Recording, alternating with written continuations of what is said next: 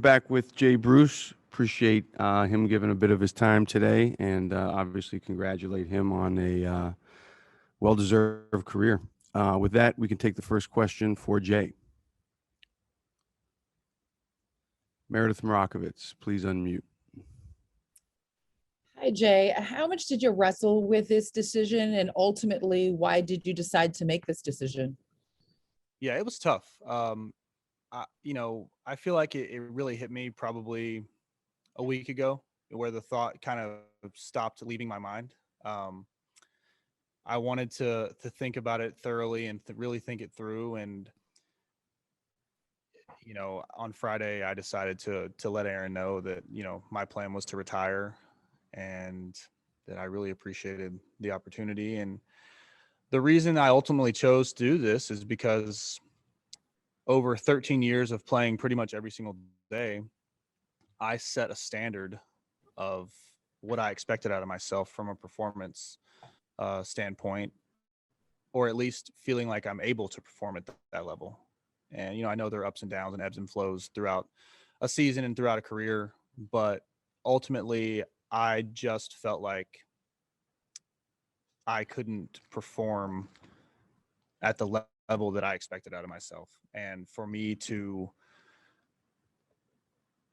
do what I needed to do, it just wasn't in the cards. And it's tough, but I feel at peace with it. And I feel so great about the game. I love the game of baseball. I don't feel jaded by it. I don't feel mad at it. I don't feel like it was, anything was taken from me. I feel like it gave me so much. And I hope that I leave it better than I found it. You mentioned the 13 years you spent in the league. You played in a lot of games. Will today be emotional for you knowing that this is it? Yeah, I think it will. The emotions are the right emotions, though. And it is bittersweet. But I've always been honest with myself. I've always really, really tried to be, look in the mirror and be extremely honest, whether it was positive or negative, or, I tried not to sugarcoat anything to myself throughout my career. And everyone stops playing baseball at some point. And I have been so fortunate to have had the career that I've had. I do not take any of it for granted. There are so many people that I want to thank, that I need to thank. And ultimately, like, I'm proud of what has happened, what I've accomplished. And I have no idea what's next, but I know that I love the game of baseball, and I'm always going to love it. And so, we'll see what happens. Thanks, Jay. Congratulations on a great career. Thank you. Christy Ackert, please unmute. Hey, Jay, congratulations. I just was wondering, when you look back over those 13 years, what is going to be your favorite memory? I was talking with my wife, Hannah, about this last night, and it's got to be the walk-off home run in Cincinnati in 2010 to win the division, to clinch the division. And the weirdest part about that is that I was 23 at the time, and I thought stuff like that happened all the time. I thought that was just like part of it, and to know that my, the single moment that I'm going to remember most of my career was, 10 or 11 years ago now is pretty crazy. And looking back, like I'm just, it makes me appreciate everything else more too, because so much has happened since then. I've been included in and around a lot of different incredible, situations. I saw Ken Griffey Jr.'s 600th home run, been part of multiple no-hitters, big games, 22, with the Indians won 22 games in a row. I hit the walk-off double to clinch the 22nd game. I didn't reach the top of the hill. I didn't reach the pinnacle. I didn't, win that World Series. but that's okay. Thank you. Congratulations. Thank you. Tyler Kepner, you have the next question. Go ahead. Hey, congratulations on a great career, and thank you for the professional way you always dealt with us. I wanted to tell you that, and we appreciate it. I appreciate it. But beyond that, what does it mean? You know, you played for several teams, and even though it was very brief here with the Yankees, to be able to say that you played for the Yankees, what is that going to mean to you going forward? And also, did you sign that little autograph wall they have there in the clubhouse? Did you put your name on that?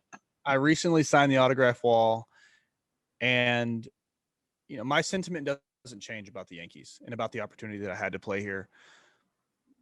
I had other options to go play somewhere else, and I chose the Yankees because it is the New York Yankees, and because I believe that the guys in that room are as capable or more capable than anyone of winning World Series.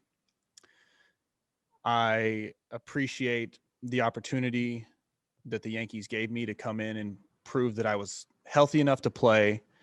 And even more than that, you know, the staff here, they were just incredible in helping me work every single day to essentially learn a new position. You know, I'd played some first base, but it really happened quickly that I became the everyday first baseman for the Yankees for a little bit.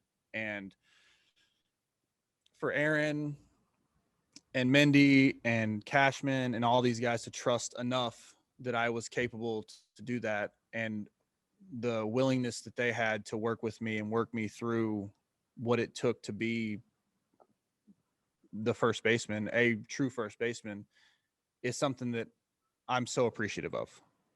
And I mentioned this to somebody a while back. I think that anyone who's ever played baseball or seen a game or wanted to be a baseball player, whether they actually actively think it or not, they want to play for the Yankees. It's obviously the most storied franchise in the history of the game.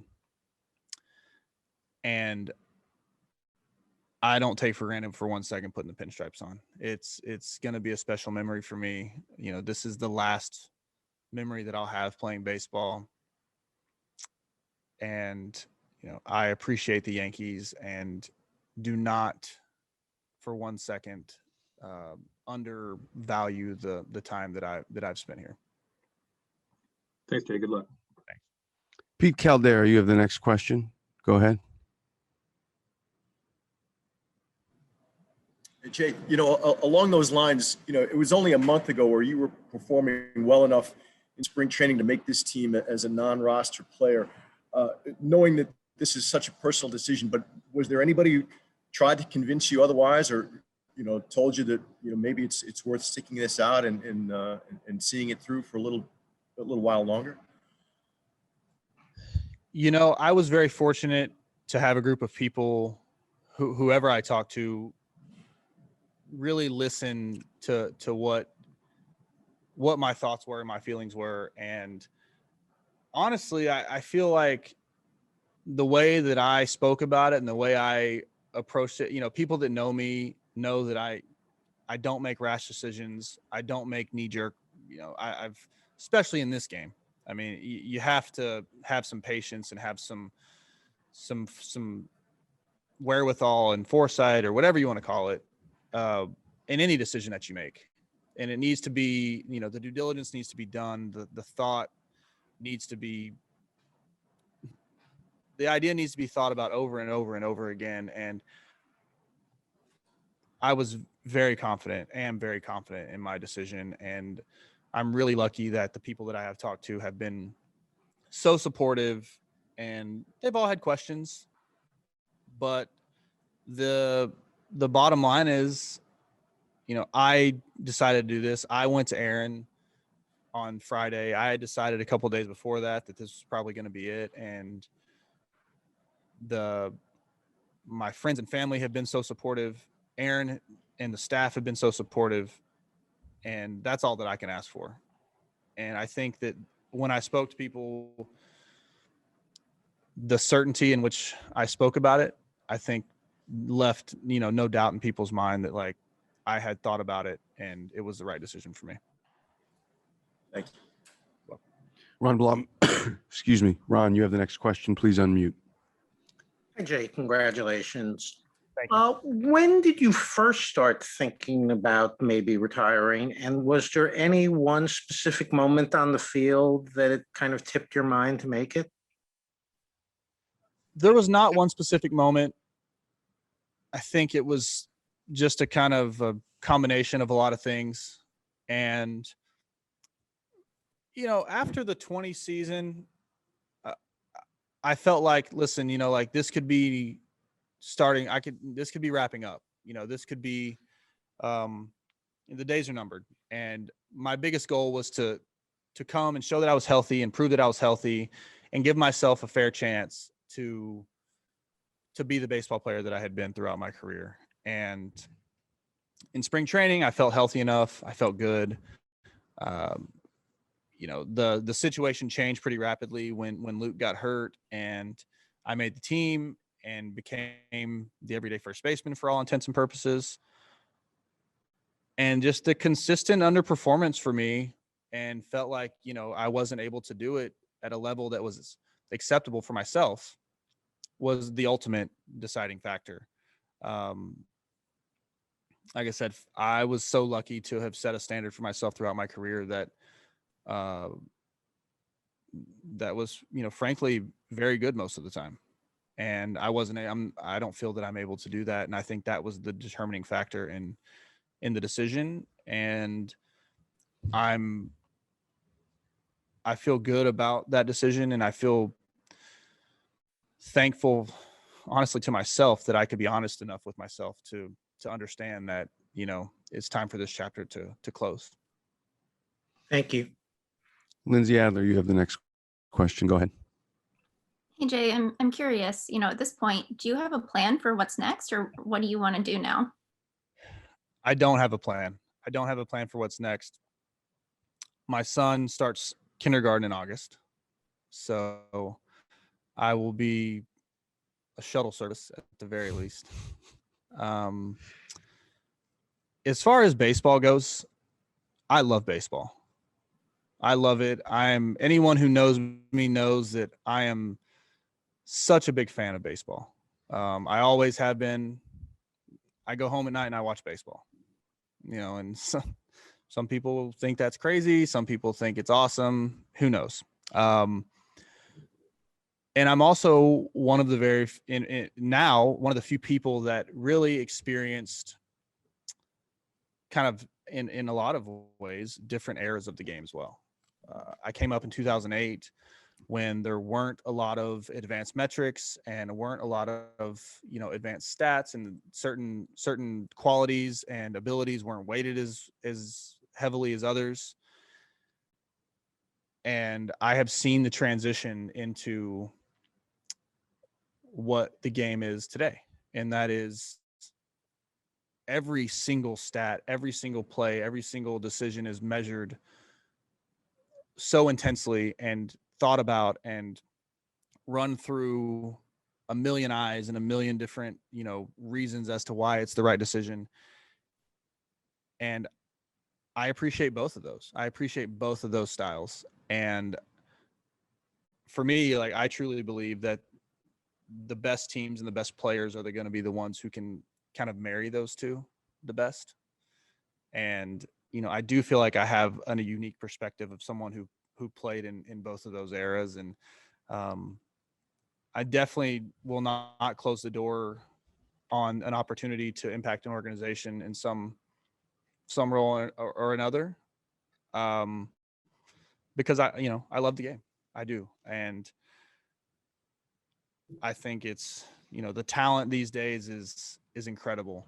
I mean, I came to the big leagues where, there was one or two people in the entire league throwing 100 miles an hour, and now everyone does, and just the way the game is played now is the talent level is incredible. And I'm a huge fan of that. And I look forward to watching the game continue to, the players continue to get more talented and to continue to improve. And, I'll be keeping a close eye on it, and I don't have any plans, but, I know that I love the game of baseball. And how does your wife feel? Is this, I mean, this is going to be a big change for her. Do you think you're going to, Yeah, it is going to be a big change. It's going to be a big change. I think, I would be naive to think that, I'm going to go home and it's just going to be rainbows and sunshines the whole time, as far as how I feel about it. I committed and dedicated myself to something for so long. I've never had a summer. I mean, I've been playing select baseball since I was 14 years old, and to now to kind of have a clean slate and, a pretty open schedule for the most part. There are going to be some changes. Hannah is so supportive.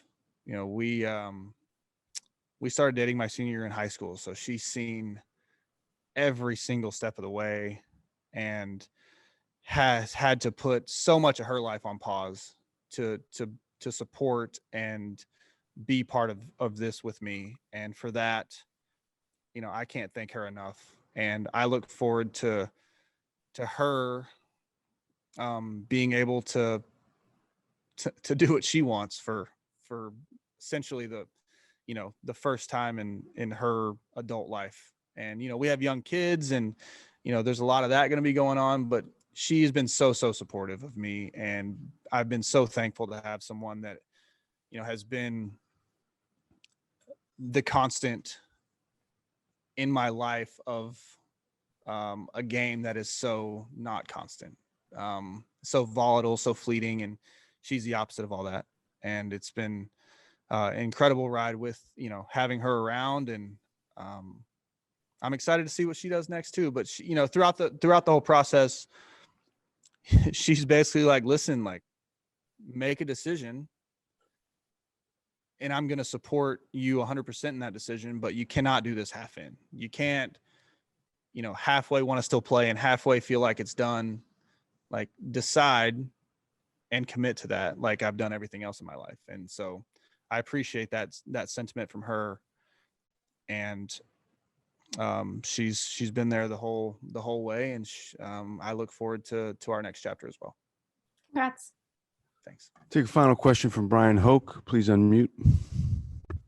Hey, Jay, I was just wondering, how long was that conversation in Boone's office, and was there any wiggle room in your mind when you walked in there? There was no wiggle room. No. I approached him completely out of the blue. There had been no, it had nothing to do with anything. For me, like, these guys have been great. They were so, like I said, that, they've been completely committed to me, and I told him I was so appreciative of that. And my plan was to tell him today, but I felt like, if I were Aaron and there was a player in my clubhouse who knew that this decision was coming, I would want to know. And so after I thought about it a lot, I wanted to let him know. And I wanted to let him know that I'm completely all in and available throughout the weekend, and just give them time to get their ducks in a row and to get, figured out what they want to do, their next move. And he was supportive of that. He was, appreciative that I essentially just didn't pack up and go home. And I would never wanted to do that, never make that type of decision. I've valued the way that, about going about, quote unquote, going about my business the right way throughout my career. And I felt like that was, this was one of those moments that was very important to do that. The conversation was probably 20 minutes or so, and he was extremely supportive. And, like he said, and like I mentioned earlier with one of the questions, the certainty in which I spoke about it, was more than convincing enough. And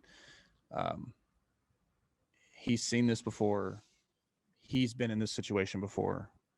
Everyone, that coaches stopped playing at some point. And I believe that the best thing about it is that I've decided it, and that I know, because if I didn't think that I wasn't, able to meet my standards, I'd still be going. And there's no shame in that for me. I have given it hell throughout my career and worked so hard and, really dedicated my life to it. I feel like baseball chose me. And, there's a lot of different stops I've made along the way, but I'm thankful for every single one of them. And every one of those stops shaped me as a player and a person in some way. And, Aaron was, just so supportive and so thankful for, the way I went about my business and the way I, came in, and, and the feeling is mutual. The Yankees facilitated another opportunity for me to prove that I was worthy is a weird word, but worthy of a roster spot and an opportunity to prove that I could impact the team and help win a World Series. And ultimately, it didn't work out. Jay, thank you for the time. Didn't take us long here on the PR side to see the type of reputation that you've had and how it carried over here. So we congratulate you on a job well done. Thank you very much. And I appreciate all the help. And,